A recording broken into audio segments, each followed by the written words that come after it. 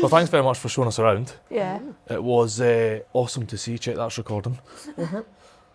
Old machinery does all the things, doesn't it? Gives you all the warm feelings. Absolutely. But you never started on your old machinery, did you? Like you didn't. This isn't how textiles started for you. No.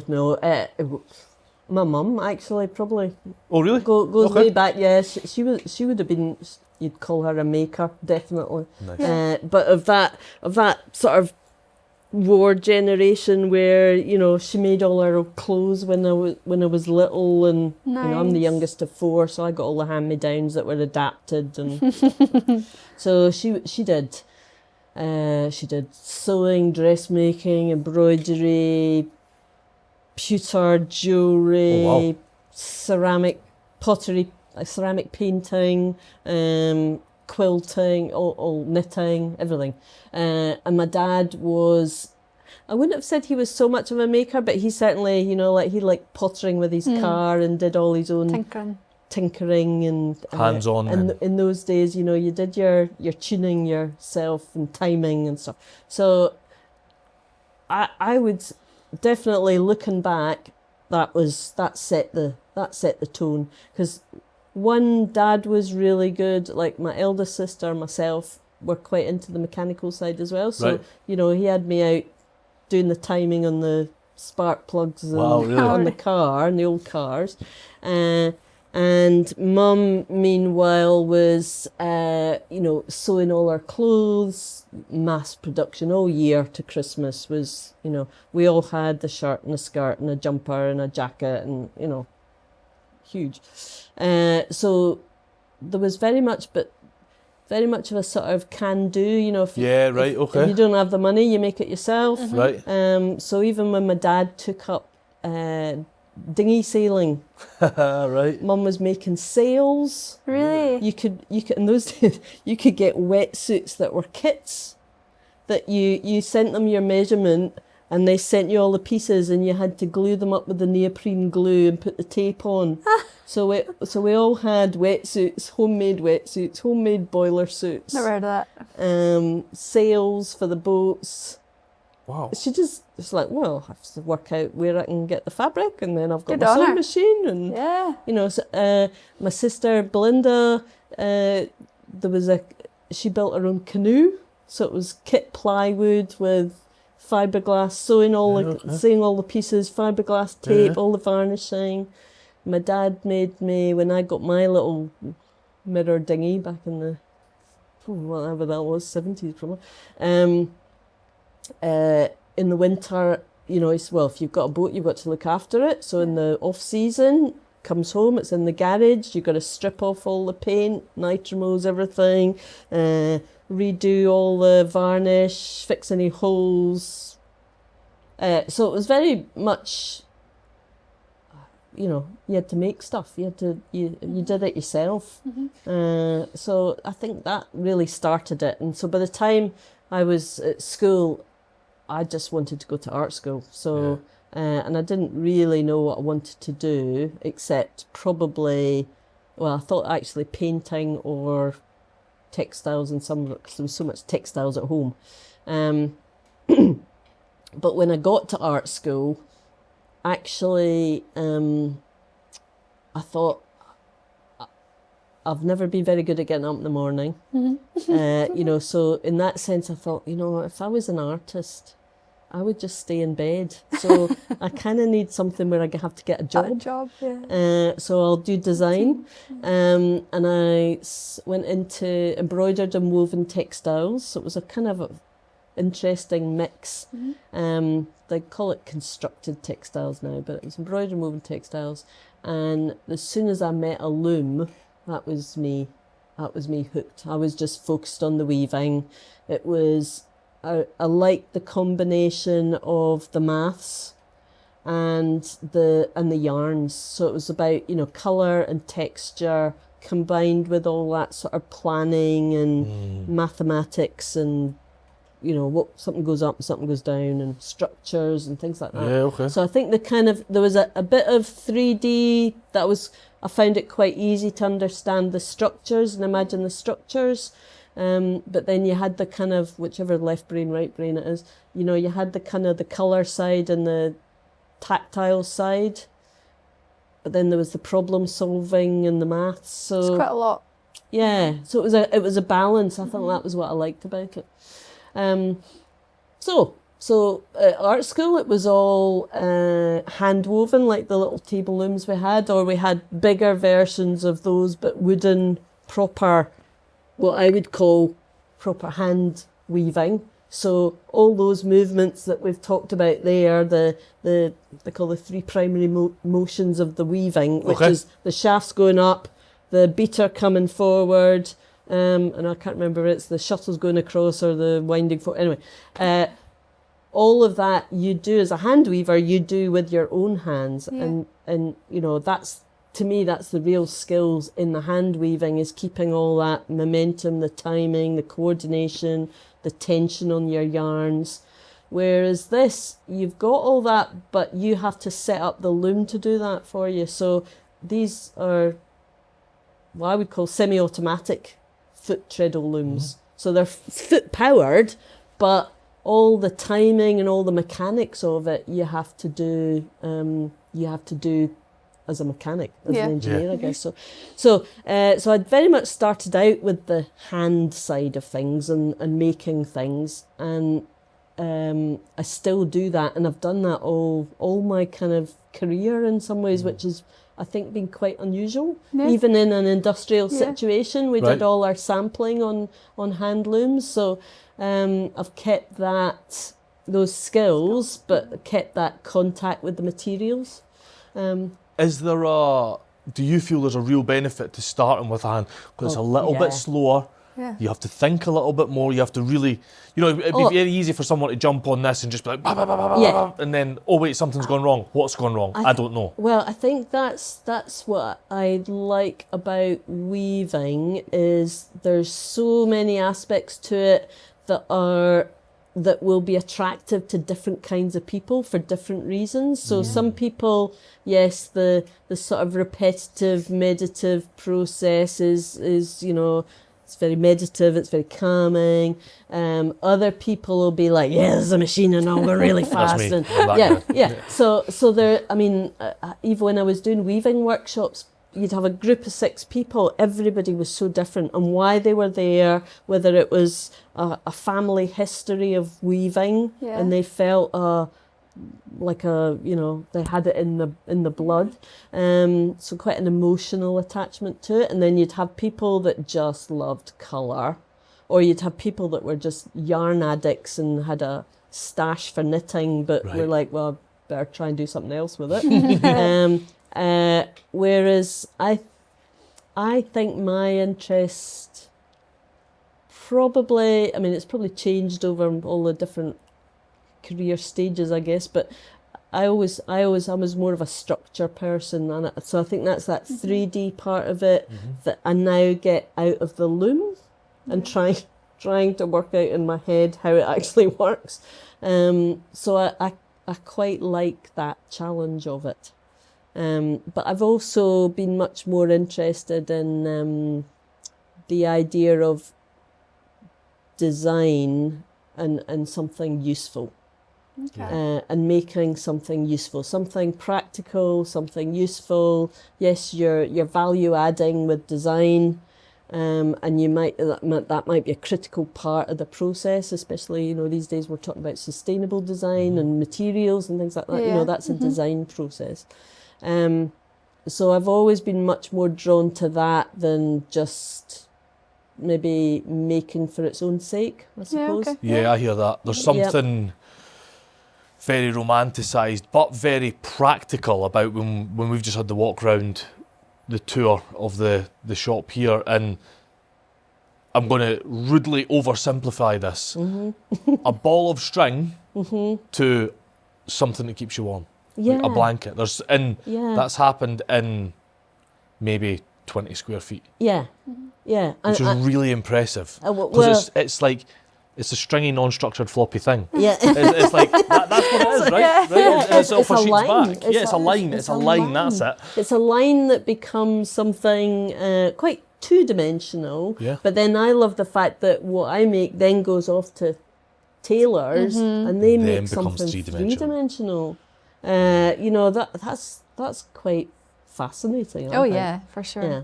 And I find it fascinating. yeah. And satisfying from, I suppose, coming back to the kind of making side of it, is being part of a process, and I'm quite happy, and I love actually being part of that supply chain, of taking something from the sheep's back all the way to you walking down the street in it, keeping you warm. Yeah. And that's one of those really, really basic human needs. Yeah. So It's quite interesting, isn't it? Because you're not... A lot of the makers we speak to are making the product. yeah. You're No, making the raw material. Well, they're not the raw material, but you're making the material, I'm just which one of is the stages. product Yeah. that makes the product. Yeah. You're kind of like in this middle stage. Yeah. And I like that. I like that. I like that. I've always, I mean, there would be, from a small business point of view, there's very big reasons why I chose that, because I'm not really into marketing. But also that was quite a decision. A part of that, my journey, was learning that actually, when I look back, I've always been part of a supply chain. I'm not been the end person, or I've just been one in the chain, and business to business. I love business to business. I love the relationships of that. Interesting. Okay. So with your position as business to business, and I can totally see why, there's more of a customer journey. I say customer, the other business. You're building a rapport with that person, aren't you? Because you're not just building it to, I presume, and tell me if I'm wrong, you're not just building it to your spec, you're building it to their spec, with a bit of your design input. Yeah. It's an ongoing conversation that creates what is ended up delivering to them. Yeah, and that conversation and a relationship, and when you, and there's such a satisfaction in, and it takes years, because each development, each process might take a year or 6 months or more, short or longer, whatever.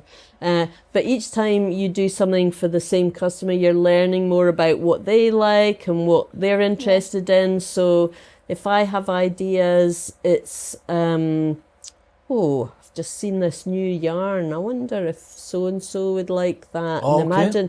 imagine, I bet they'd like it in those colours. And so you can sort of start select, but I can see an end market for it.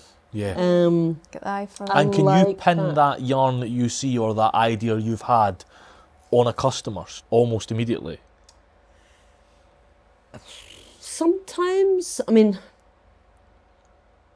sometimes you might have an idea, and I might sample something. I mean, most of what I'm doing is made to order, so people come to me. But if there is spare time, or if I see a yarn that I like and I think, I could try something like that.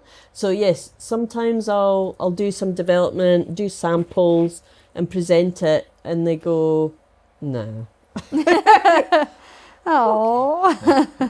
Somebody else might like it. or they go, oh yeah, we quite like that. So I suppose I kind of hold that quite lightly. I always think you learn from everything, so it's never a waste of time.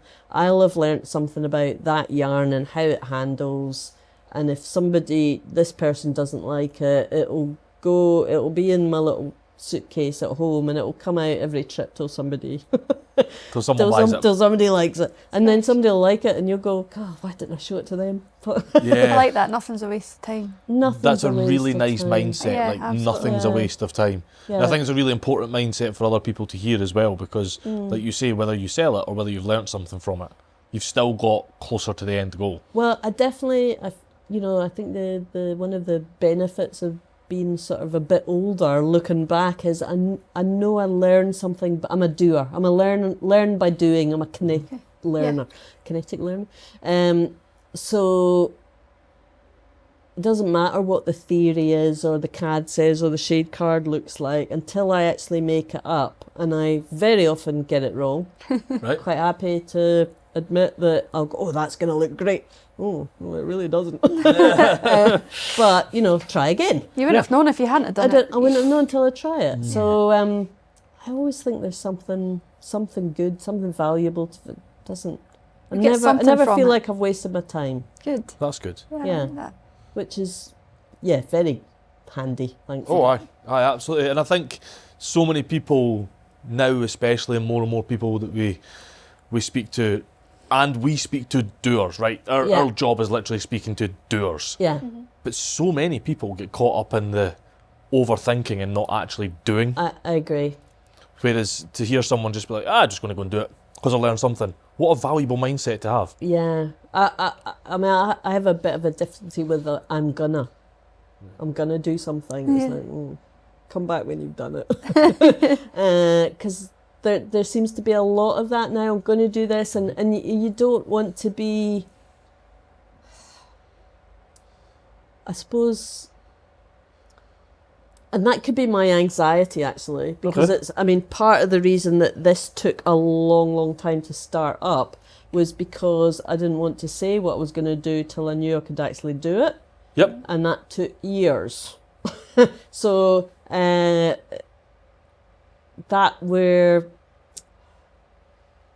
that's my ways. You've got to do it. You've got to learn from it, and then you've probably got to do it 10 more times Minimum. to know that whether the first time was bad or good, and actually is there a pattern? Can you do it consistently? And I did see one of your other podcasts. They were talking about consistency. Yeah. So that was big part of my journey. Was I saw the looms, I thought there's something in this. I've got a certain skill set. I don't know how the looms work. That's the bit I have to learn, but I don't want to just make something and then try and sell it. By the time I'd worked out how over 3 years it was going to take me, that I would know how much fabric I could make and they could therefore cost it. Yeah. Until I knew what the cost was going to be, how was I going to work out who was going to buy it, and all that. So it took a long time to work out that side of the business plan. Takes a lot of patience. A lot of patience. That's my motto: patience and perseverance. But without that. That was the learning by doing. Yeah. And in hindsight, looking back, it was just so good. I'm so glad it worked like that, because I think I would have ended up on a totally different track. Whereas I think this one works because I plugged at it and I kept working at it and I kept trying. So I knew what I could and I couldn't do. And then by that point, I'd had time to look at market and idea, and that was my background. All my sort of employed life as well was product development. Yeah, okay. So it was kind of working out, well, what can I make? Who would be interested, and why would they be interested, and how much would they pay, and all that kind of part of it. That was all fairly well worked out by the time I actually kind of went, right, here we go. Here's the suitcase. Here's my samples. So I'm really glad, and at the time it was, you had all the doubts and, okay, I've been at this for 3 years now and I still can't get the loom working and or I sort of got part of it going anyway. I'm glad it took that long. Yeah. Patience. Yeah. You took your time over it. But, sorry. No, on you go, please. All I was going to say with that is, I think I was also I had a set of circumstances that made that possible. And that was, I think, the fact that I'd worked in the trade and in the industry and overseas, and that gave me a lot of the kind of much clearer understanding of what it took to have the business. But my circumstances where I was in Australia for 20 years, moved home to look after my mum. That was our 80th birthday present, was me moving in. Happy birthday, Mum. Happy birthday. Yeah. here's my ironing. What's for dinner? But bless her, you know, she just loved that. That was somebody to look after again and that sort of thing. So, I mean, those roles changed over 10 years, but that gave me a security of very low rent. I knew I wasn't going to starve. I also managed to get a number of sort of freelance consultancy projects and jobs. One of them, which was organising, not doing the training, for Harris Tweed Weavers in the Hebrides. So that was what introduced me to the looms. I mean, you know, it was chalk and cheese and the income for a number of years, but that sort of baseline of that security, that was that ability to give me the opportunity to take a bit of a risk. And the time that I set this up, actually, I think I might have been in between projects. So I did have to eat up got all my savings from Australia and had to use them. But I had just the belief that there was something with that loom, which I got for £274. I'll give you 300 right now, just for it to sit in my garage. More than that. So it gave me the confidence to get 274 it. quid. Yeah, no, it was because I knew people. And Yeah, exactly. But that's what you get from building good relations. Yeah, and it was the low cost starting up. So I had, at that point, I got 2 days a week consultancy work at Johnson's, setting up training and apprenticeships in the production, in weaving and all the production areas. So that wasn't full consultancy money, but it was a lot better than working at Tesco's. And it was 2 days a week. So then the other 5 days a week, even on the weekend, I would be doing stuff at home, setting up mum, but then I could come here and I knew the bills were paid. So I didn't have a lot of outgoings. I mean, on paper it looked like a lot of outgoings, but you know, it wasn't like I had to give up my job to do this and then spend 3 years setting it up. Sort of. So that transition, I mean, I was not earning anything really, but I think that's quite a unique situation. You know, I felt like it was very unique. I don't know. You met more makers and how they've started. I think it's a unique situation if you look at the totality of people. Yeah. But I think when you look at there's your story, which is exactly what we've done to set up We Are Makers. Reduced all our overheads as much as we possibly can, so that it gives us the flexibility and freedom to do this more. And there's the other situation where I always think about this because the only one that's ever mentioned it from memory was Bert Jones, the potter, podcast number 3. 3 or something, yeah. 3, so like 70 podcasts ago. I think you're 73 today. So he knew he wanted to be a potter from a very young age. So rather than reduce all his expenses, he just made sure that he built all his expenses around, I know I want to be a potter, I know I can make X amount as a potter, I'm going to live to that level. So but what it all comes back to is, I'm going to make sure this is low enough to allow me the freedom to do this, the nice bit, the bit that I want, right? And I think that's really important. I agree. I mean, there was a certain...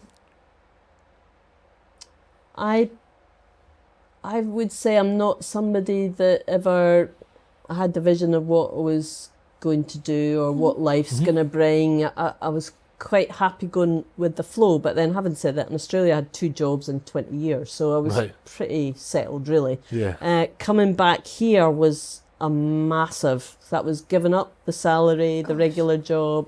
It's a big thing. It was big, but it was quite exciting too, and I've just felt it was right. And it was, you know, I was over there when my dad had died, and that was too far away, and all that sort of. Mum was the cutest thing on the planet, so it was like, I just want to be around. And if I don't go when I'm 40, it's going to be too late, and I'll get a phone call in the middle of the night, and that'll just be horrible. So it would give me time to start again. So it was quite exciting because it was like, could do absolutely anything. Would it be fair to say that you made the move to here as a lifestyle choice rather than a business choice? Oh, definitely. Yeah. Oh, crikey, yes. Yeah. Well, certainly wasn't a, yeah. Yeah. Definitely a lifestyle change. Yes, I'd gone through, when my dad had passed away, I'd gone through quite a wee bit of a crisis, and life's what's it all about? It's too short, and blah blah blah. So I was quite badly depressed for a few years, and then You were still out in Oz at this time, right? when I was in Australia. So this is nearly 30 years ago. I can't remember. Anyway, and I managed to get myself off to India and Nepal for a sort of 5-week trekking and up the mountains. And not that I'm not outdoory at all. So it was a major achievement for me to go 5,500 meters high. Anyway, so that was, the simplicity of that, and these Sherpas traipsing up and down the Himalayas in their flip-flops with 40 kilos on their back. I mean, it was just like, the other and people looking nobody really, thinks about. really happy. Yeah. See, when people watch these amazing Nepal documentaries, and nobody thinks about the guy behind the camera or behind the cameraman that's got a village on his back. Yeah. Literally a village tied to his back. I know. They're unbelievable. I love watching those. It was just amazing. And when I went to, like, it was an Australian company in Sydney, and they had an office, and it was like they were doing a slide night for the trips. Yeah. And they had this amazing big screen, and it was this photo of the mountains, massive mountains with this tiny little person in the bottom, and it's like, and the woman said, one thing I love about Nepal is it makes you feel really insignificant. Yeah. And it was like, What do I say about every time we end up in the Alps? Yeah. yeah. Makes you feel about this big. Yeah. And there was something about that I really liked. And I think that probably started me questioning wanting to be living in a big city and spending, I hear that. 3/4 of an hour sitting in the traffic, trying to get to work, and doing something else. And then, like, so my dad had died, so I was thinking about my mum, and, I'd been away for 20 years, so Yeah. I hadn't really known my parents as an adult. Yeah. So Okay. Yeah. So, 'cause 20 years is a long time. It's a lifetime. Yeah, It no, it was between a long 0 and time. 20, it's you Yeah. developing a life. I mean, I've only been back, I've been back 16 this year, but this feels really short now, that. Yeah, okay. But that seems like a different life, So, You were doing textiles over there though, right? yes. So design. you graduated in textile design. Yep. And then is that when you went over to Australia? Yep, went Almost for a immediately. holiday. Oh, did you? Went Okay. for a holiday Great. after... 20-year holiday. Just stayed, and then thought I better come back and work. Yeah. 20-year holiday. So I was just, again, freaky lucky that when I arrived in Sydney, my first job was in the Grace Brothers department store in the fabric department. And after about 3 months, I was getting a bit bored. So, and I've told this story before, but so I got this, when we were at college, you had to do market research. And when you were a student, you wrote off to companies, could I have samples of your fabrics, please? And they'd send you a little bundle of samples, and you go, oh, that's me done my market research. Anyway, so I got there, and I was, like I said, I was thinking, I should try and find out. So I got the yellow pages out. First one in the yellow pages was Austral Textiles. And so I wrote a letter, I'm a student, I've just finished my degree, I'm in Australia for a year, trying to find out about the industry while I'm here. Could you send me some samples of your products? So 2 days later, I got a phone call from a gentleman. Who are you? What do you want? We don't send samples out to anybody. I was like, oh, I'm really, really sorry. I've just come from Scotland. That's what we did. I was just trying to do some market research. And, oh, you're a designer. We're looking for a designer. Do Really? you want to come for an interview? No way.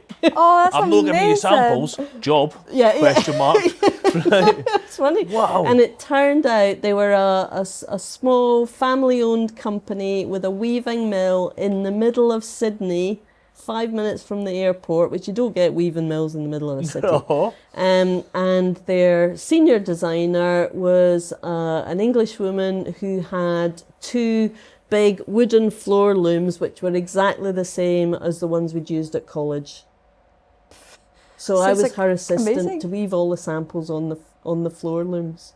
Wow. That's incredible. I mean, how it's just totally. What an So odd coincidence. Was it a good job? Oh yeah, it was Yeah. great. It was well. It got even better because actually after 8 months she resigned and got another job, so they made me senior designer and got me an apprentice. Must have been good. So that was, well, I don't know. I think they were desperate. That's not true. But it meant then that I was, because they were so small, I was, you did sales, you saw the customers, you did design, you did quality Right. control, you wrote the patent cards for the mills, so I did all the jobs because it was such a little mill. It was great. I loved it. So it was really, I would say, an unusual opportunity to learn so Yeah. much, Yeah. but But on such a really a valuable small opportunity, right? again, it's just sort of it. I've been so lucky with the foundations, I think. Whether that was my mum and dad at that level, and then that for the industry. So I was there for, I think it was 5.5 years or something, and then basically I went to work for one of our customers, who in Australia it worked sort of differently. The mills would sell to wholesalers, whereas over here it works slightly differently. The mills are often selling themselves. But so I went to work for one of the mill's customers. So they had a design studio. So it was all CAD work. Okay. Except we also had one of these wooden floor looms that were the same as, because the other designer was from Birmingham. So we were about the same age, just come out. Yeah. It was bonkers because there was no training in textiles at that point in Australia. So that's why people from the UK ended up over there. well, it just, the year I left, no, the year I arrived, I think the year after that, when I got my first assistant, she was the last in Sydney that went through the college in Sydney. They closed that. Melbourne was still going. Never seem to sort of connect with them very much though. But Okay. so again, I was lucky we weren't making as much, but we did a lot of the sample developments on these big wooden looms, doing proper hand weaving, Right. weaving little samples, different fibres, different yarns. But then we would write up a spec and then send that out to, and we were working with mills in Australia, New Zealand, USA, Europe. Wow. So we would sort of do all the design work and then send it off, and they'd do a proper sample or just deliver the bulk. Yeah. And then our business was wholesaling, so we would take all the bulk fabric in, warehouse it, and then sell it cut length to interior designers, trains, planes, hospitals. So it was all corporate or like contract, not Work, yeah. domestic stuff. So a lot of technical stuff, a lot of testing, lots of performance testing, fire testing, all that kind of stuff. So it was quite technical, and we used to get really frustrated that there was so little design work. It was all the admin and the paperwork and all that sort of thing. Boring bits. Looking back now, actually I probably quite liked it really, but yeah, so it's nice to be back now. So after that, moved back home. We're jumping around a bit. That's okay. So I decided it was time to come back home, and then it was like, well, I don't know what I'm going to do, but so I'm here. long there's a bit of creativity somewhere, I'll probably I'll be be quite happy. Yeah. So just the way, that worked quite funny as well. I definitely gave him 13 months notice, my old boss in Australia. I was thinking of coming back because Mum was getting older. And it sort of came up. I said, look, I'm thinking of going back to Scotland. And he's, oh, right, when? Oh, well, April. I said, all right, that's next month. Oh, no, next year. Uh-huh. So, well, that's okay. Anyway, so he had quite a bit of time to get used to the idea that I wanted to go. So in the end, by the time I actually left, I had a sort of verbal agreement of a work contract that I would work a day a week at home in Scotland, but cool. work for him, because Okay. of course by then there was Skype and internet and everything, and he'd got the hang of Skype. So so I would do design projects. So I got myself a CAD system. That was quite expensive for textile software those days. So I had my same CAD system that they had in the studio, so we could share files and all that Nice. sort of thing. So that gave me the money to buy the CAD system over the year, and then I had 4 days a week to look for other stuff. So that's when I took on the Harris Tweed training project to write a qualification. Didn't know anything about that. What's SQA, I said. Yeah, right. Yeah. What's an SVQ? Yeah. Oh, okay. So that was a big learning curve, but that's kind of what introduced me to these looms, because Right. I was over in the Hebrides. And So up until the point you went to the Hebrides, you'd never been... No, never. Yeah, I'm sure you knew about them No. in your peripheral. Oh, really? Never even No. knew about them in your peripheral? No, because Wow. I'd left, I'd gone to art school and went away, so I actually didn't know very much about the Scottish industry at all. Never, I'd course heard you of done- Harris Tweed, yeah. but I didn't really know anything about it. And that was why I took the job. I was like, I don't know Yeah. anything about Harris Tweed. That's Well, I'll do weaving. it. Yeah. Yeah. I'll go. That's weaving. Interesting. Let's go. Yeah, I'll do it. What's an SVQ again? So yeah, it was quite, again, stroke of luck, really. When I saw that, when it was more like these ones, I was organising training for the other type of looms that they have, bigger ones now, but there were some of these older ones around, and I just like, wow, that's like, you could have your own mill at home and Do No. it myself. do it myself, like Disney. which I Bing. like. Yeah. Light bulb moment. But of course, I knew at that point that it was way beyond me in terms of how it works and stuff, and I didn't have anybody, so I put it off for years, and then it just so happened that one of my other jobs fell through, and I was short of money, and it's like, well, I'm just gonna have to bite the bullet and get one. So this one had come up, and it was cheap, so I thought, Why right, not? I've got a gift. So it was in storage for me in the Hebrides, and then I had to find somewhere to put it, because I also had one of these big wooden things that needs a 9-foot ceiling, so you couldn't do it at home. I knew I probably needed somewhere bigger than the garage. Poor mum wouldn't have liked it very much, but so then it took me 3 or 4 months to find this place, and I was driving all around Murray To find somewhere. because I thought, There'd be it's place rural. everywhere. There'll be barns, Yeah. there'll be farm buildings, there's business units. They're 10 a penny. They'll be everywhere. They'll be everywhere, but of course They're not. they're not, actually. It took months, and I literally did knock on somebody's door once. Said, I can see you've got a shed at the back of your garden, are you using it? Really? And they said, well, actually we rent from the Crown Estate, you'll have to speak to them. I was like, okay, I'll give you the number. Yeah. Where's their door? Yeah. But actually it was much harder than I thought, because it needed to be weatherproof, mouse proof, Yeah. and what was the other? And flat floor. And actually the farm buildings weren't, and even draftier than this one. So I put an ad in the paper, and it was great. my landlords that you'll meet answered us, well, what did you want? I said, well, I'm looking for somewhere to put a loom. Well, we might have somewhere.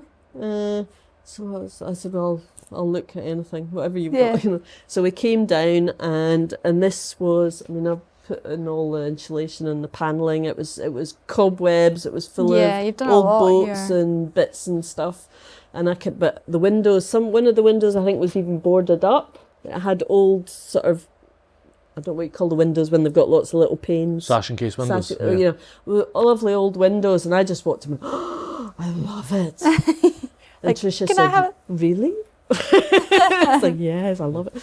Anyway, so they are just the best people. I wouldn't be here without them. Yeah. Wow. I wouldn't be here. So again, I was just so lucky. John has a tool for everything. He's one of those generations where, you know, the skill set is incredible. His has the shed on the other side, and it's got, I'll say, oh, this is broken. Off he goes. He comes back. This'll fix it.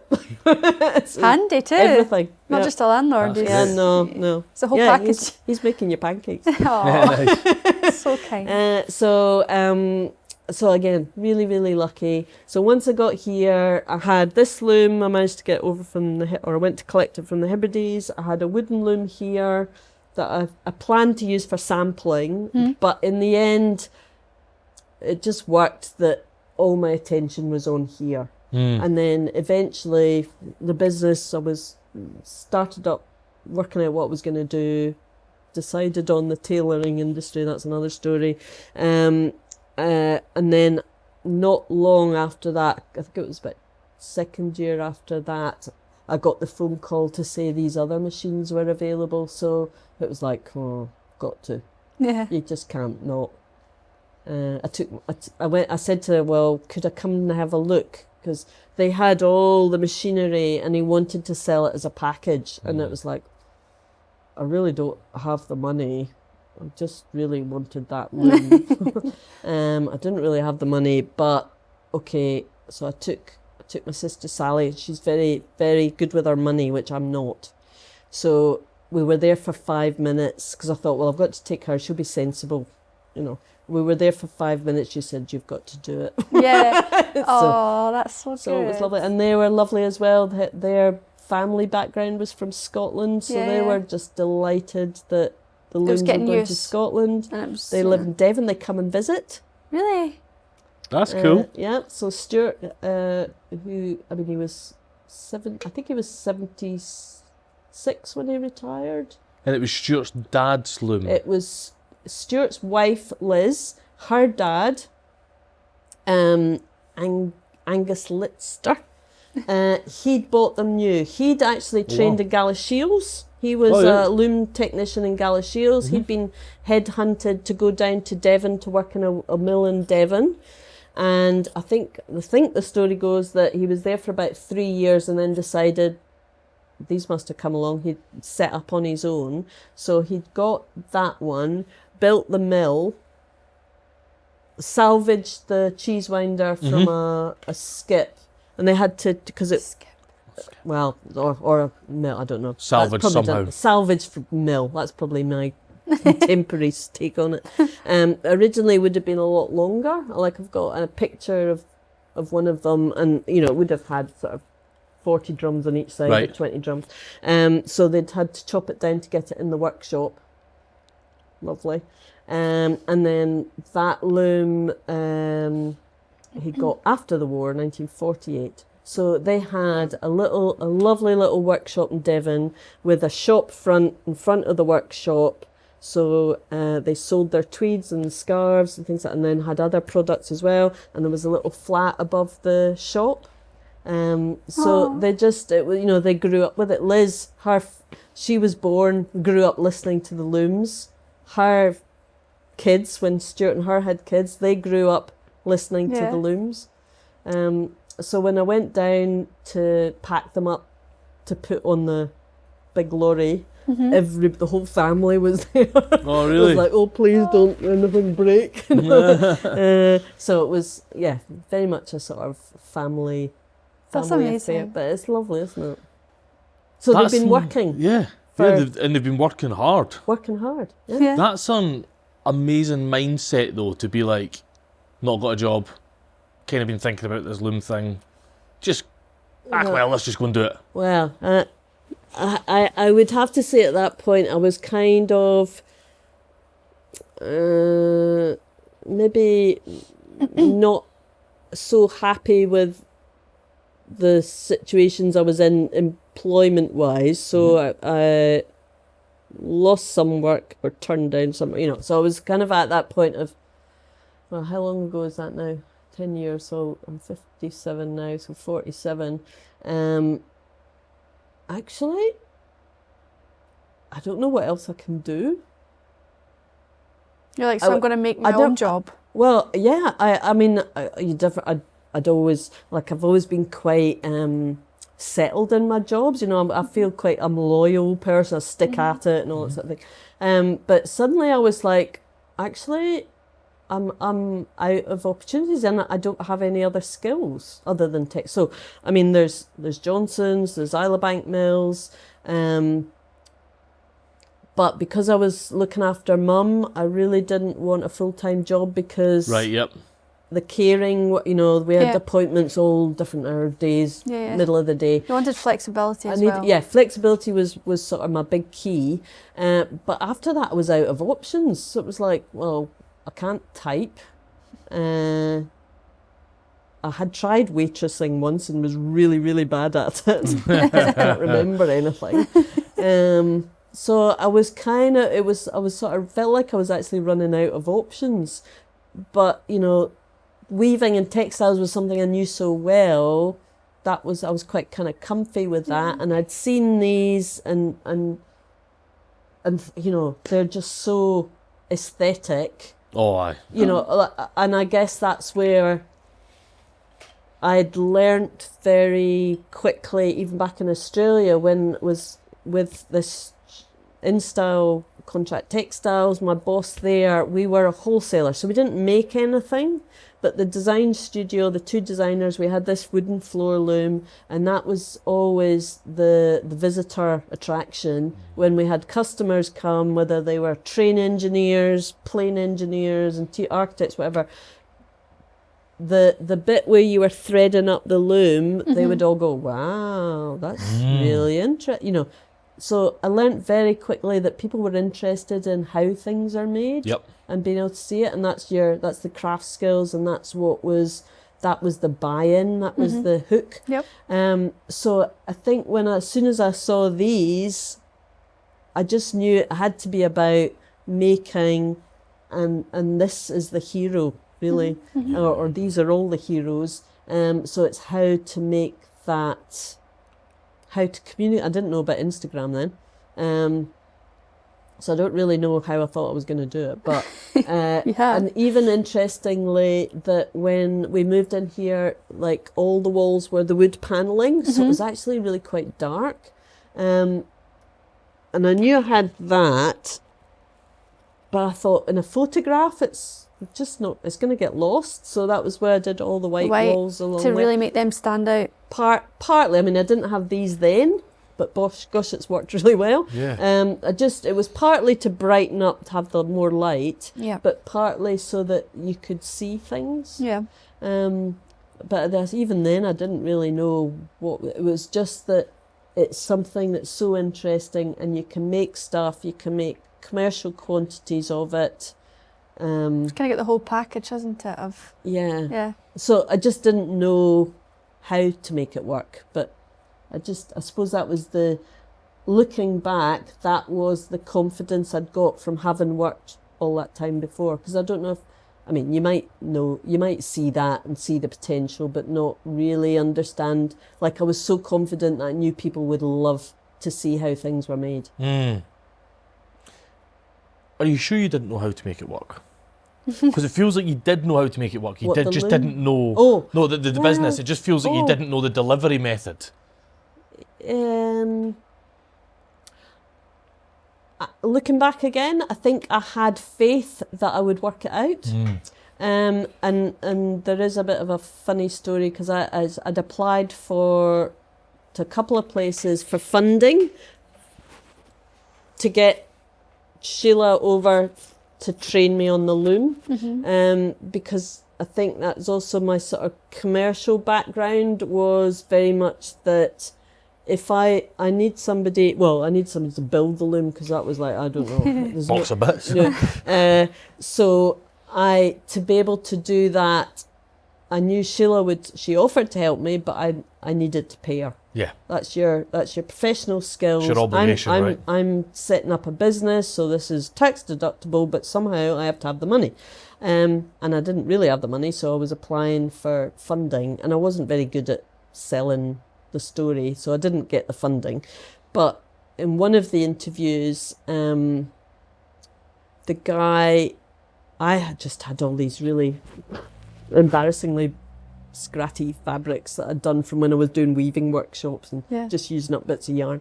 And he'd said, I think you should be going to bespoke tailors. And I was like, I don't know anything about bespoke tailors, and I'm in the north of Scotland, and I don't even know where there are. Yeah. You know, they must all be in London. I can't afford to go to London and all that sort of thing. But in hindsight, that was the little, I don't know, never thought about bespoke tailors. So, of course, that was about the time I discovered Instagram. So it was quite easy, and I've got books. I bought books on tailoring, I bought books that tailors had written, and Kind of studied it. researched it, and actually it was just a no-brainer after that. Here's people that are, and I could relate to it because my mum's dressmaking. You know, I could relate to the stitching and you understood and in awe of how they can shape the cloth, and they add the structure of all the line, all the stuff you don't see. It's amazing how something that at that time happened 40 to 45 years prior is now coming full circle. It's the perfect antithesis of life experience and how that reaches this point. I've always sort of thought, you know, when people's journeys, when you meet older people and you hear, they did this and then they got sick of that and then they did this, and it's something completely unrelated, but then another 10 years somehow they combine those two, and that's what makes the kind of, that's the thing, that's the niche, that's the clever little connection. And it's a bit like design process as well. You know, when you're doing design work, you do your research. You know, okay, I need to design a wheel.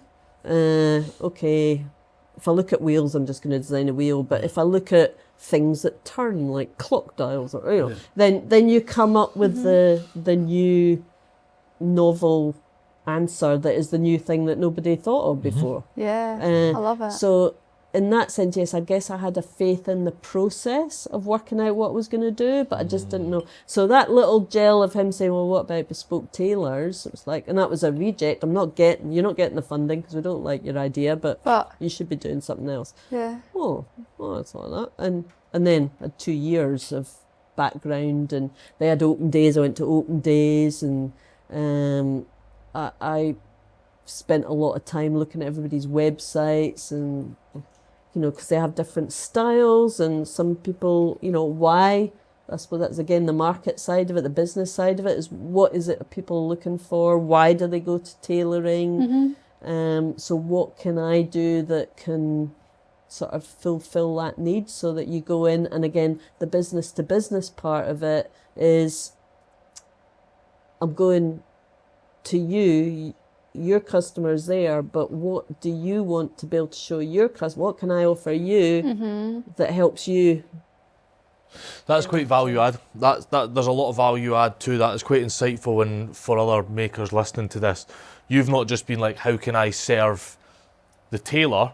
How do I serve the tailor's customer? Because then the tailor makes better business, which means I make more business off the tailor.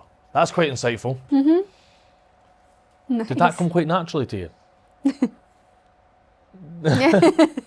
Well, I honestly, I think that was what I learnt through my previous experience, is salespeople need a story.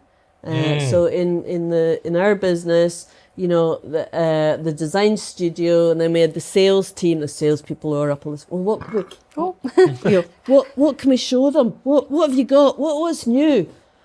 And you're, well, I'm doing this. Oh, they'll really like that, and they'll really like coming to see that, and they'll really like coming to see the loom. And so it was like, you become a part of their story. You sell the whole package. You help that. You give them what they need to do, what their job, and they like you for it. Because when you're a salesperson, certainly in that situation, those salespeople, they had, you know, maybe 100 clients to go and see. But, you know, to be busy, they had to keep turning up, you know, once a month or once a fortnight. So, here's the new. So they wanted something to sell, a story to tell. And of course, it's all about stories now, isn't it? Yeah, storytelling so So important. what I've got Tells a story. And I don't even have to say it. Yeah. I just have to take a photo, and Yeah, just to even show it. better when the video came along. Yeah. Because, you know, when I first started, Instagram was really just photos, I think, I can't remember. But, you know, when that algorithm changed to reels, Reels, yep. that's when it took off for me. Did that Significantly so. Did that directly correlate to pounds in the bank? No. No. But it took off. Right, okay. No, but I think it's because I can only. That's an interesting. We should get onto that maybe after tea. But I can only make so much. Yeah. Yeah. I'm okay. full. My schedule is full. That's good though. I know I can only make so much, and it's not that much because I don't charge enough. But that's the following story. That's a common one as well, I'm sure. Yeah. Very much But so. it does now give me a little bit more confidence to know what I'm offering my customers. Right. Because I didn't put my prices up for ages. If I'd looked at the price list, it probably has gone up 3 times in 10 years or something. And one of them was last year. Because I was just getting to the point where I was thinking, okay, I've got a name, people want the stuff. COVID came along. Yeah, And then you're kind of like, is anybody going to be around at the end of this? How are we get? So I sort of held off for quite a long time after that because everybody was struggling. A lot of my customers would have been hard just because of the way the rents work in London and stuff like that. So, and travel restrictions that hit them a lot. But especially for tailoring, because people need to go into the tailors. But it's well, a lot of my customers get their work through travelling to the States.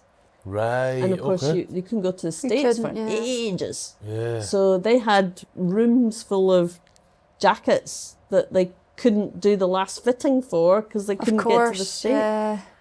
Wow. So that was quite interesting. Yeah.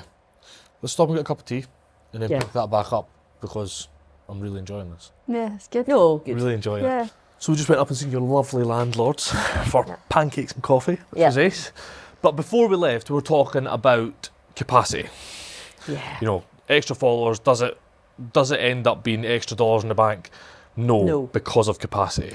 Yeah, and I guess that was because I had already got to the point through the business contacts and the business to business that I can only pedal so fast. I still haven't learnt to build in all the time that goes wrong. Right. So even though last year I thought I'd built in time after every order for the stuff to go wrong, I still ended up kind of not getting any time off. Right.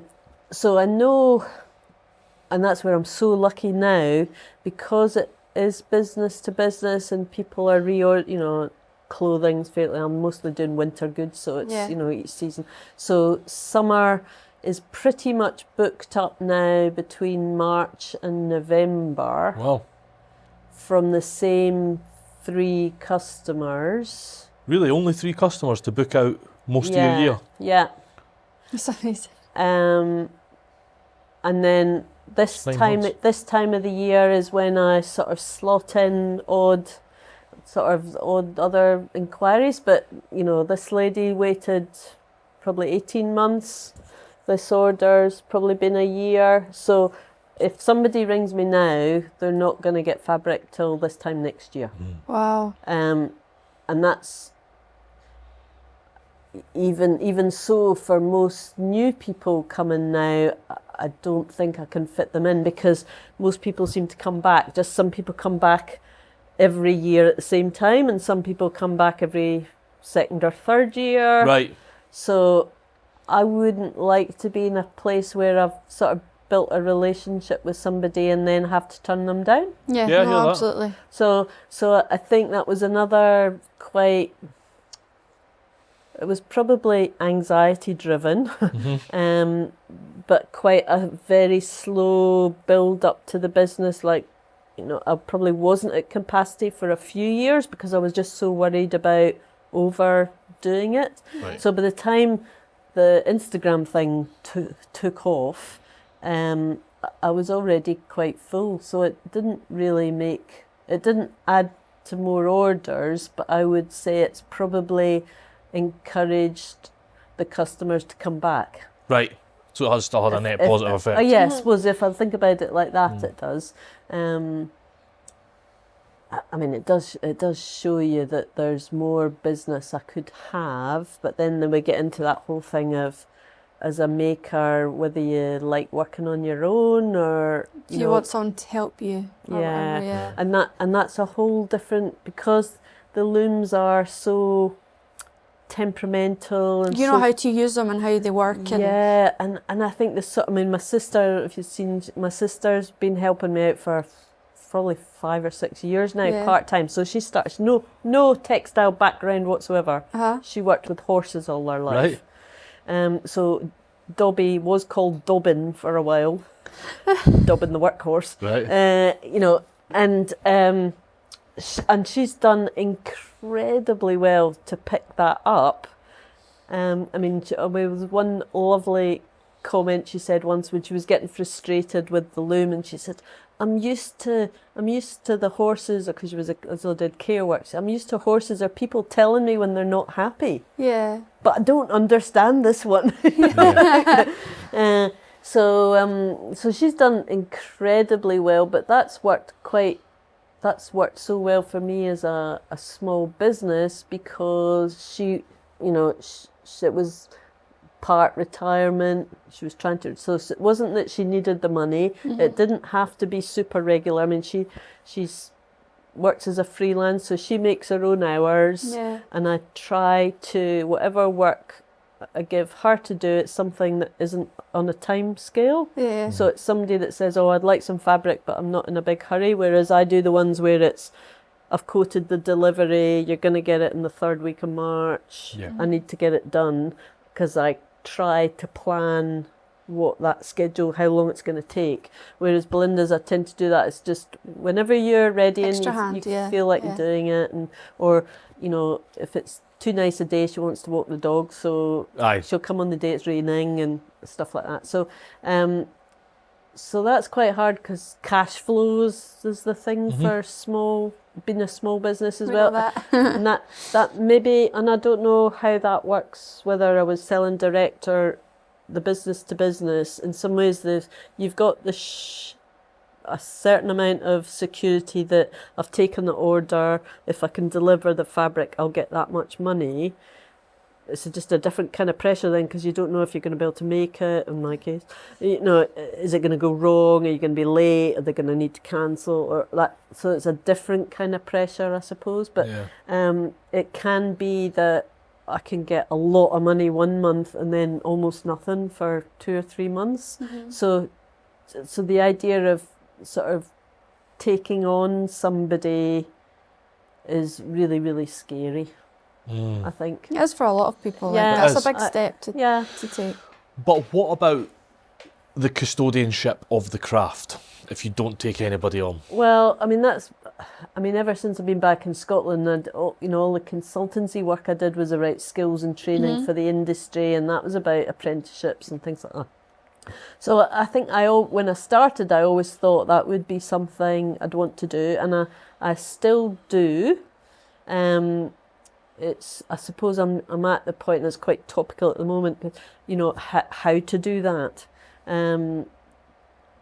Because even as for me to employ somebody, there's no water, there's no toilet. It wouldn't be legal from a workplace point of view. I'm just lucky there's a public loo across the road. But so there's certain things like that.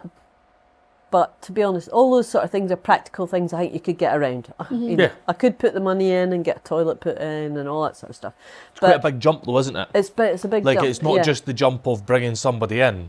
It's all the infrastructure is probably the best word for it. It's all the infrastructure that surrounds that. From a accountancy and tax point of view to a facilities point of view. To pensions and all of it, sick leave and all that sort of stuff. So, but all of that, I guess I'm probably more at the point now where I think I could handle that, and it's not that I'm making. I mean, Anybody coming in now, a graduate now would earn more than me. Yeah, that's you know, but being a that's my craftsperson. choice. Yeah. And I think the biggest probably barrier for me is two things. Is one is mostly, I mean, it's one room here. It's like and this is my home. It's like has to be the right person that I can sit in my lounge room with for 40 plus hours a week. Yeah. So I think that's probably the bigger fear. And also I'm so used to, I like being on my own. So and there's credit to that, like many people do, and many people that pursue this path especially really do. Yeah. So I get so that's a dilemma, I think, for me, is that's the passing on of the skills is I definitely would love to do it. And I mean, I reckon I've got another 10 years before I can claim my pension. You know, I would need to be handing those skills on quite a bit in advance of that. It takes a long time. Yeah. There's so much, because everything that goes wrong is a different thing. So you can't, I mean, I suppose having even been in a design studio training somebody in previous jobs, you know, I always reckoned it took 2 years before they have to stop asking the question every time something goes wrong, because that takes that long to find that same mistake again. Yeah. And this is probably at least that. But a lot of it is the right kind of person as well, because they have to be, and that's where Belinda's been amazing, because actually she has the patience. And I don't know if that's because they're working with the animals and with the horses, and you know, it's like, okay, it's fine, go wrong, take a step back, try again. There's a lot of people I think wouldn't do this. They might think they would like to do it, but I don't. When it actually comes down to patience. I mean, I know I've probably go well past my own boundaries because I have to. Yeah. And I don't want but to. when it's your thing, it's easier to do that. It's your own thing, right? Yeah. So I think I'm still kind of working out how to make that work. Still got a bit of time to do that. So, but yeah, there's no doubt it'll be handed on some way or the other. Yeah. These aren't ever going to go in a skip now. No. So it's just finding the right person for me and for them. I think. Amazing. One of the things you said there was the passing it on, and can you do that? And can you sit and say, have you ever thought about, you used to do courses, for example? Is there a way of doing a digitised version of the workshop? Is there a way of somehow capturing it? Because they are all different problems. Like, what's the best thing you could do? Almost like, I read this great book, The E-Myth, and one of the things he talks about is treat your small business as if you were going to franchise it. Like, this problem happened. Yeah. I'm going to do a video of how I fix this problem, so the next time this problem happens, if it was someone else, they could log on and... Yeah. I mean, I suppose I kind of always thought in a way, you know, even for your retirement projects, you know, that would be another way to offer this as a training centre, or you know, take the pressure off yourself doing orders and production, but use it in a different way. And I always fancied writing a book one day, so you know, so I think that could all be in that kind of winding down pot, or it'd be quite a nice task actually, because it would be like surmising your weaving career after the fact, rather than try to do it in on top of the work, which could be stressful. Yeah, I mean, I think that's that. If there's a sort of guilt aspect of, I feel like there's so much potential, but there's only so much I can do. Yeah, absolutely. Yeah, and even it occurred to me the other day, even just watching your podcasts and things, just the last couple of months, even, you know, over the winter, I'm trying to read more, and we're getting into podcasts. Just never had the time. Yeah. And I think that's possibly where I feel like I'm not being as productive, but actually things probably aren't going as wrong as often. So actually I do have some evenings a week. So therefore I am able to listen to other people's stuff. It's like, you know, I've been so stuck in my little world that I just, survival was my word. I just got to I've got to get through this, I've got to get that made, that has to go to so-and-so, you know, I can't think about anybody else. Whereas it occurred to me the other day listening to the other people, it's like, oh yeah, there's other people that do. Yeah. Oh, there's makers. Yeah. Yeah, You there's know, more of me out and there. Yeah, and I think that's actually just having the space, the mental space to sort of appreciate that. Yep. So that, it just the other day, it occurred to me that actually this is a different stage I'm in. I always thought for the last few years, the building was the first, 6, 7, 8 years. And then the last couple of years has been, okay, just keep this going.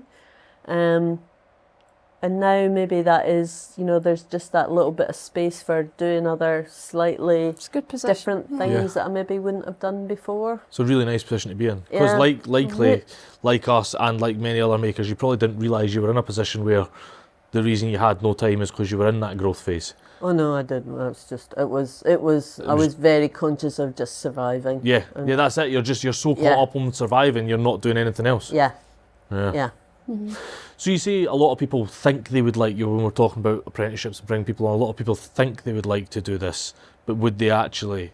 Do you think it's because people see the beautiful cloth and the textile that you're making, because that's what they want the end product, but it's the machinery maintenance, it's the constant go through? I think, I probably say that partly out of, I know even when I was doing the weaving workshops and the little table looms, and as I said before, some people came with such different ideas of what they were drawn to, but then they found in the making of it, there was people that, I don't like the headling, or I just want to be weaving, or, I like the headling, I want to make it as complicated, so the people were attracted to it in different ways, and I'm sure it would be the same with this, and there's,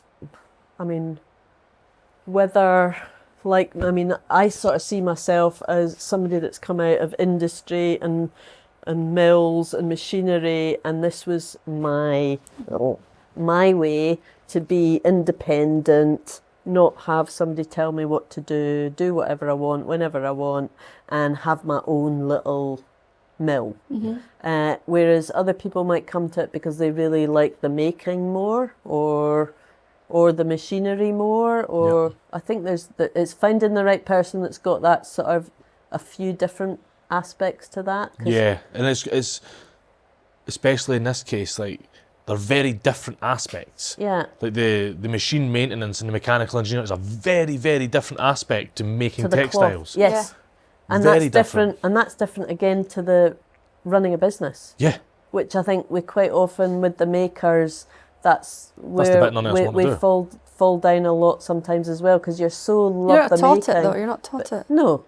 So Business or business studies or no. Which I think would be so good. The way there's such an opportunity now with the internet and direct sales, if you want to do direct sales, that you can reach a customer, but we don't get any of that business basics. No. Yeah. No. Yeah. That's been so. We've got a very hard split. Kate concentrates on the output, i.e. making the magazines beautiful as. I concentrate on how to sell it, like what's the business side of it. Yep. And that works because there's two of us. Yeah. There's one of you. And you're the normal hard. case. I find that hard. Yeah. Because you have to be not just two different time slots, two very different people in each of those time slots. It's a skill. Aye. It's a massive skill. Just changing mindset is a skill in itself. You just want to make. I absolutely agree, and I think that's where I feel lucky, and this goes back to what I said about meeting a loom in art school, was that that left brain, right brain, that sort of side.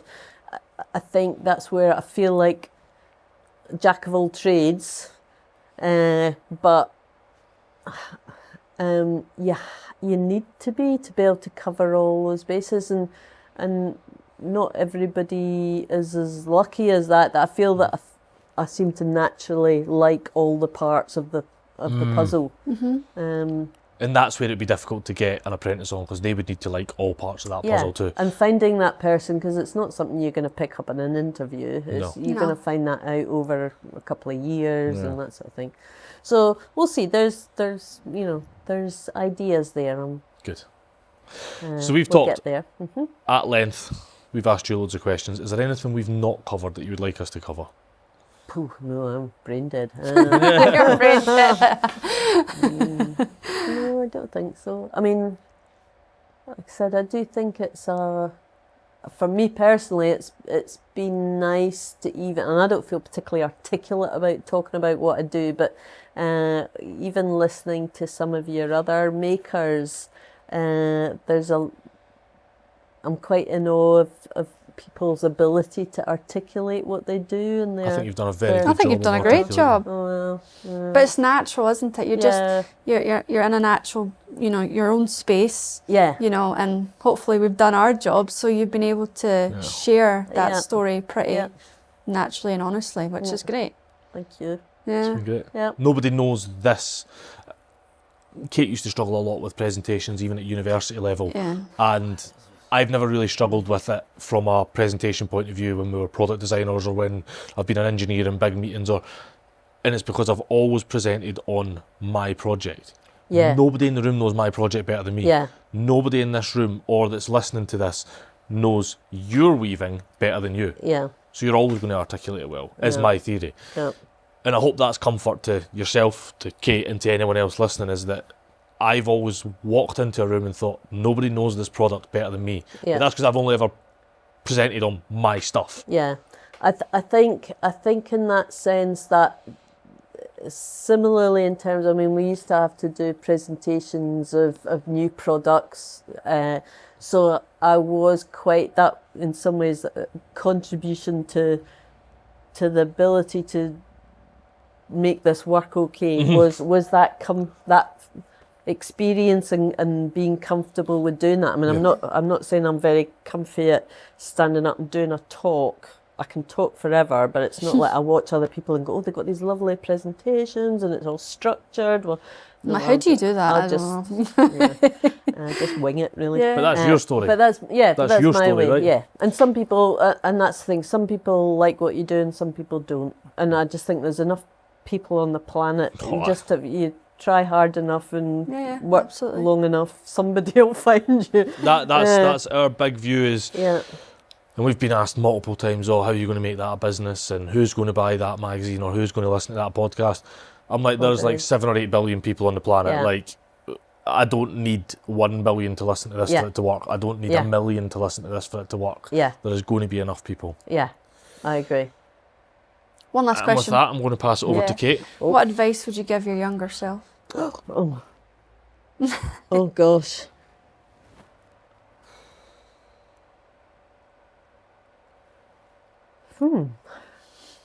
Got no idea.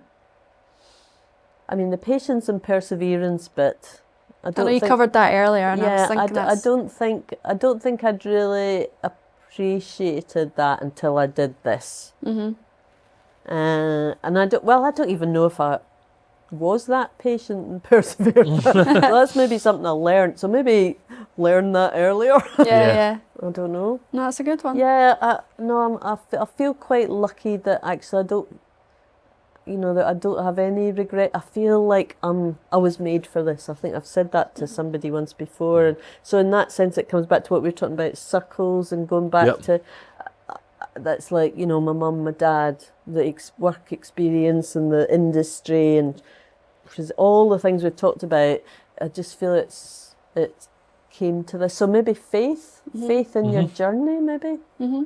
You'll get to the right thing for you in the end. That's quite nice, isn't it? Because the way you framed that there was, it's faith in the journey, not faith in getting there. Yeah. It's faith in all the steps that lead up to there. Yeah. Yeah. Do you think you were born and bred a maker? Yeah. I think so. That was the one thing that was rattling around in my head since the start. Like, your mum and dad clearly done everything around you. Yeah. And I think that's less prevalent in younger makers? Because Yeah. there's a bit of a generational gap there. That's very interesting. I mean, I would say whether I was born a maker or that nurture thing of Yeah. it being around and that experience of it, and what I didn't mention before, which is I've always thought, because I feel like I'm in quite a male borderline trade, industry and the machinery and the mills and all that sort of stuff. But as all my sisters would say, my dad was, there was never any issue of you can't do that because you're a girl. Yeah. Mm. So if I want to learn how to, if he want, I think, to be fair, he would probably have loved some sons. Yeah. He got 4 girls. So, if somebody's going to listen to him tuning the spark plugs on the car, it may as well be one of them.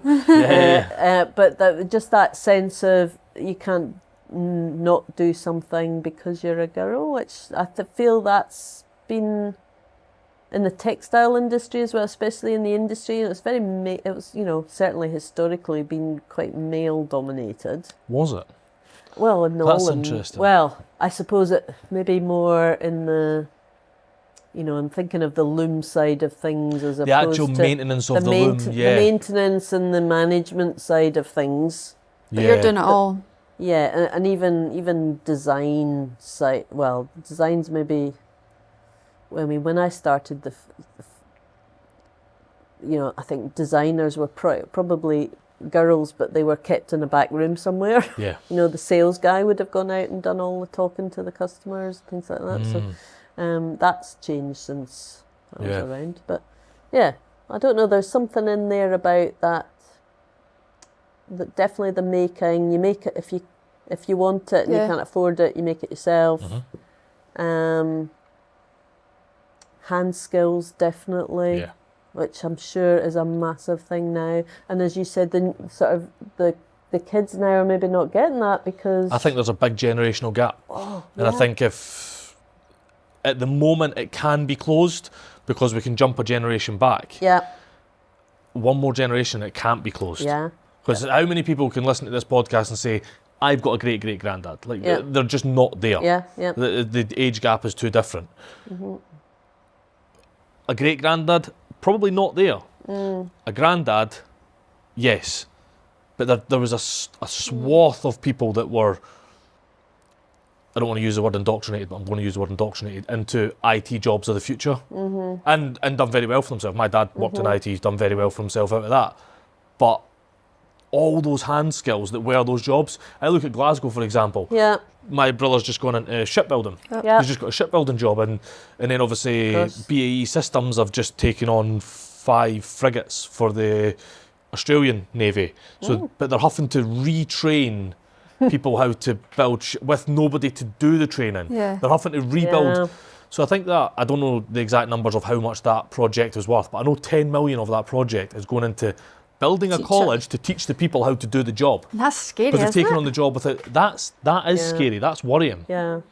I mean, I think that's quite a problem. We're going to keep going now. For the textile industry, because I got involved in training for the industry. I do feel like when the industry, I went to Australia, and because I got that job, people back home are saying who I'd graduated with that the industry was very much in decline by then, the sort of mid-80s, and it was like, well, if you've got a job, stay over there because everything's closing down here. Wow, really? So I do think, as you said, there's a generation that kind of missed. So I imagine, and I can't say this for sure, but I come back and I'm sure that when mills, like say you had 50 mills and half of them closed down, you've got a workforce there that are going to get cherry picked by the remaining mills and possibly include younger people who have already been trained up to come in. So it almost meant that they didn't need to train. They sort of parachuted in a Yeah. generation They had that pick were of the already crop. that didn't have, so Yeah. they didn't have to train anybody. So by the time those guys are getting up to management level, nobody's actually used to training. Yeah. And Yeah. whether that's on the management level of Yeah. having to plan and budget for research and development and training, that didn't need it. Yeah. We've got And that. it's also not a problem that they've had before, Yeah. because that's that generation. Like, Yeah. hindsight's a wonderful thing, Yeah. but they've never had that problem, because when their managers were managers, the problem they had was, which one am I going to pick? Yeah. Because all the other ones are dropping out. Yeah. So I can pick the best ones. So as they then move up, and then they've known, the people that were picked have known that was the management style, Yeah. and then they become managers, they've never had to think about training, because they were picked up just by picking up. Yeah. So I think it's quite that's a major hurdle Yeah. for the industry. And Is there hope? oh god. Do you think that's things like, hope 'cause for is there hope for humanity? yeah. Like, you look at like your Instagram, it's clearly very well received, because we're all able to push out so much media. The hope is that, although that might not get you customers, it might just pique someone's interest. Yeah. Oh, absolutely. I mean, I suppose I feel that in some ways maybe it's a less obvious, less tangible way, but I do like to think I'm maybe showing potential or giving people You ideas. feel you get a wee bit of responsibility there to show all this. Yeah, and, yeah. You know. I mean, I don't.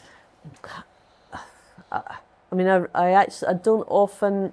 I don't have time, sadly, for a lot of visitors. I get a lot of people who want to come and visit, and I just don't have, because I feel like I've got that to do. I've got to get it done. That lady is paying me for my time to make her product. So if I have them chat, because I can chat forever, if I spend 3 hours chatting to somebody, that's I'm feel not like I'm doing doing that. the right. Well, thanks for wrong chatting us thing. today. That's why we're a bit quiet at the moment.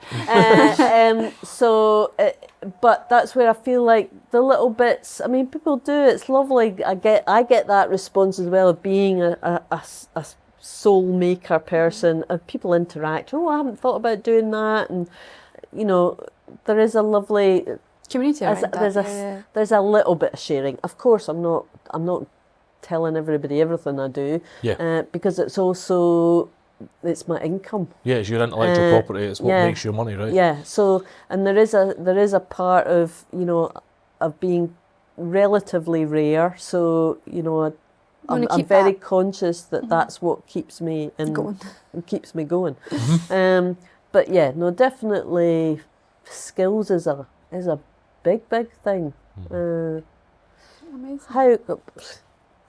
I think you have to have hope in the fact that we adapt, we learn and we do adapt slowly in some areas than we should have done, planet-wise and things like that.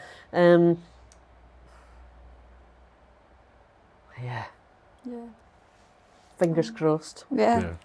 Well, thank you Right, so on much. that note, thank you so much We've for had all a your time great today. day. No, I've thank had you such a good guys time. for coming. It's been It's lovely. been great. Yeah, I'm glad. And I so love what you do. It's I mean, Thank you very much. again, it's a sign of the time. The technology that you can do that makes it possible, and that's, I suppose that's the exciting thing, is things that we thought maybe weren't. Well, let's face it, in the old days you would be journalists, really, wouldn't you? Yeah.